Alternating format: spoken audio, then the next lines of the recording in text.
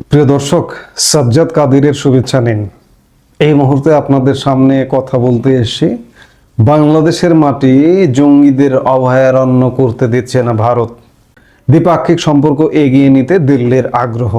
দিল্লির কেন আগ্রহ?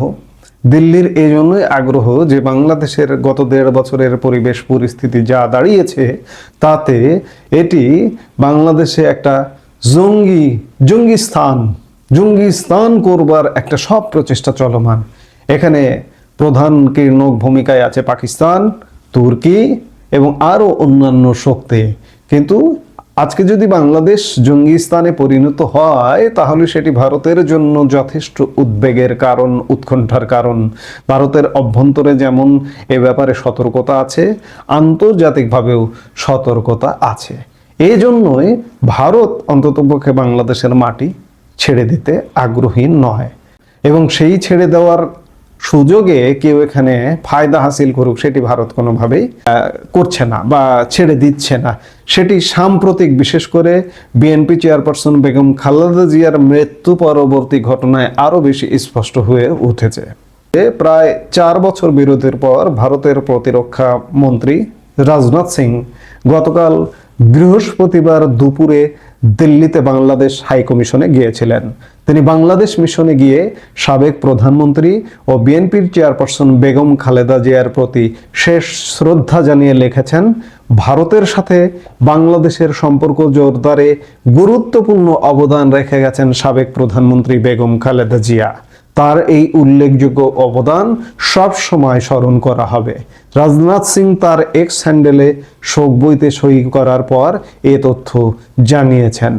গত 2 দিনে ভারতের পররাষ্ট্রমন্ত্রী এস জয়শঙ্করের সংক্ষিপ্ত ঢাকা সফর আর প্রতিরক্ষা মন্ত্রী রাজনাথ সিং এর বাংলাদেশ মিশনে যাওয়াটা নিঃসন্দেহে তাৎপর্যপূর্ণ হিসেবে দেখা হচ্ছে। 2024 সালের 5 আগস্টের গণ অভ্যুত্থানে আওয়ামী লীগ সরকারের পতনের পর এবং শেখ হাসিনার ভারতে চলে যাওয়ার পর থেকে দুই দেশের সম্পর্কের অবনতি হতে থাকে। আর 2025 সালের ডিসেম্বরের দ্বিতীয়ার্ধে দুই দেশের কূটনীতিকদের পাল্টাপাল্টি তলবের ঘটনায় নতুন করে সংকট তৈরি হয়। এমন প্রেক্ষাপটে ভারতের 2 জন গুরুত্বপূর্ণ রাজনৈতিক ব্যক্তিত্বের বাংলাদেশের সঙ্গে যুক্ততা সম্পর্কের গুণগত পরিবর্তনের ইঙ্গিত দিচ্ছে। প্রায় 10 দিন আগে দিল্লির বাংলাদেশ হাই কমিশন অভিমুখে বিশ্ব হিন্দু পরিষদ সহ কয়েকটি কট্টর হিন্দুত্ববাদী সংগঠনের ডাকে প্রতিবাদ মিছিলকে ঘিরে উত্তেজনা তৈরি হয়েছিল। গত 23শে ডিসেম্বরের ওই প্রতিবাদ মিছিলের আগে 20 ডিসেম্বর রাতে একদল বিক্ষোভকারী বাংলাদেশ হাই কমিশন কমপ্লেক্সে অবস্থিত হাই কমিশনারের বাসার উল্টো দিকে বাংলাদেশ বিরোধী স্লোগান দিয়েছিল। হাই কমিশনারকে ওই রাতে প্রাণনাশের হুমকিও দেওয়া হয় বলে অভিযোগ রয়েছে। এসব ঘটনা দুই দেশের মধ্যে তিক্ততা আর উত্তেজনা বাড়িয়ে দেয়। কিন্তু 1 সপ্তাহ না পেরোতেই রাজনাথ সিং এর বাংলাদেশ হাই কমিশনে গিয়ে খালেদা জিয়ার প্রতি শ্রদ্ধা জানানো তাৎপর্যপূর্ণ। তিনি বাংলাদেশের সাবেক প্রধানমন্ত্রীর প্রতি শ্রদ্ধা জানানোর পাশাপাশি দূতাবাসে গিয়ে এই ইঙ্গিত দিচ্ছেন যে দূতাবাসে সর্বোচ্চ নিরাপত্তা নিশ্চিত করা দিল্লির দায়িত্ব। তারেক রহমানকে লেখা নরেন্দ্র মোদীর চিঠি যে তাৎপর্যপূর্ণ তার ইঙ্গিত আছে দিল্লিতে বাংলাদেশ হাই কমিশনার রিয়াজ হামিদুল্লাহর ভাষ্যে। এস জয়শঙ্করের ঢাকা ছাড়ার খবর দিয়ে নিজের এক্স হ্যান্ডেলে রিয়াজ হামিদুল্লাহ লিখেছিলেন, ভারতের পররাষ্ট্রমন্ত্রী এস জয়শঙ্কর 4 ঘন্টার ঝোড়ো সফর শেষে ঢাকা ছেড়ে গেছেন। কূটনৈতিক বিশ্লেষকদের মতে দুই দেশের সম্পর্কের সাম্প্রতিক উত্তেজনার প্রেক্ষাপটে ভারতের পররাষ্ট্রমন্ত্রী এস জয়শঙ্করের সংক্ষিপ্ত ঢাকা সফর অত্যন্ত গুরুত্বপূর্ণ। প্রায় 4 ঘন্টার ঝটিকা সফরে এসে তিনি বিএনপির ভারপ্রাপ্ত চেয়ারম্যান তারেক রহমানের সঙ্গে দেখা করে খালেদা জিয়ার প্রতি শ্রদ্ধা জানানোর পাশাপাশি প্রধানমন্ত্রী নরেন্দ্র মোদীর চিঠি তুলে দেন। প্রায় 20 মিনিটের আলোচনায় সম্পর্কের অতীত এবং ভবিষ্যৎ নিয়ে তারা দুজন কথা বলেন। বিশ্লেষকদের মতে ফেব্রুয়ারিতে অনুষ্ঠেয় নির্বাচনে বিএনপির জয়ের সম্ভাবনার ইঙ্গিত আছে। তাই খালেদা জিয়ার জানাজায়ের সুযোগটি কাজে লাগিয়ে বিএনপির সঙ্গে সম্পর্ক স্বাভাবিক করে সেটা এগিয়ে নেওয়ার উপর জোর দিচ্ছে ভারত। প্রসঙ্গত, দিল্লি 6 মাস ধরে বারবার বলছে যে বাংলাদেশে গণতান্ত্রিক প্রক্রিয়ায় আগামী নির্বাচনে জয়লাভের মাধ্যমে যারাই ক্ষমতায় আসবে তাদের সঙ্গে যুক্ত হওয়ার অপেক্ষায় রয়েছে ভারত। কূটনৈতিক ও সরকারি সূত্রগুলোর সঙ্গে গত 2 দিনে কথা বলে এই ধারণা পাওয়া গেছে যে নির্বাচনে বিজয়ী পক্ষের সঙ্গে ভারতের যুক্ততার প্রসঙ্গটি গত বুধবারের সংক্ষিপ্ত আলোচনায় এসেছে। এখানে যারাই ক্ষমতায় আসবে বলতে বিএনপিকে বোঝানো হচ্ছে বলে বিশ্লেষকদের মত। সেদিক থেকে এস জয়শঙ্করের ঢাকা সফরের পরদিনই রাজনাথ সিংয়ের দিল্লিতে বাংলাদেশ মিশনে গিয়ে শোক বইতে সই করাটা ভারতের দিক থেকে সম্পর্কে এগিয়ে নেওয়ার আগ্রহের স্পষ্ট ইঙ্গিত। চিঠিতে নরেন্দ্র মোদী খালেদা জিয়ার সঙ্গে ব্যক্তিগত সাক্ষাতের প্রসঙ্গ টেনেছেন। খালেদা জিয়ার নেতৃত্ব, বাংলাদেশের গণতন্ত্র ও জনগণের জন্য তার ভূমিকার প্রশংসা করে শ্রদ্ধা জানিয়েছেন। একই সঙ্গে তিনি খালেদা জিয়ার আদর্শের ওপর ভিত্তি করে বিএনপি এগিয়ে যাবে বলে আশাবাদ ব্যক্ত করেছেন।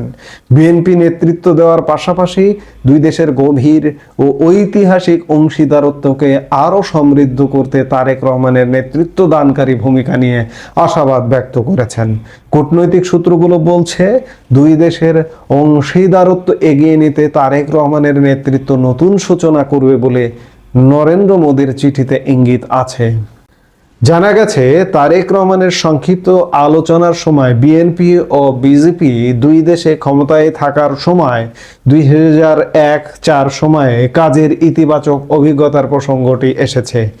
এই প্রেক্ষাপটে ভবিষ্যতে দুই দেশের একসঙ্গে কাজ করার উপর জোর দেন ভারতের পররাষ্ট্রমন্ত্রী। বাংলাদেশের গণতান্ত্রিক উত্তরণের পথে ভারত অবাধ, সুষ্ঠু ও অংশগ্রহণমূলক নির্বাচন চায় বলেও আশাবাদ ব্যক্ত করেন তিনি।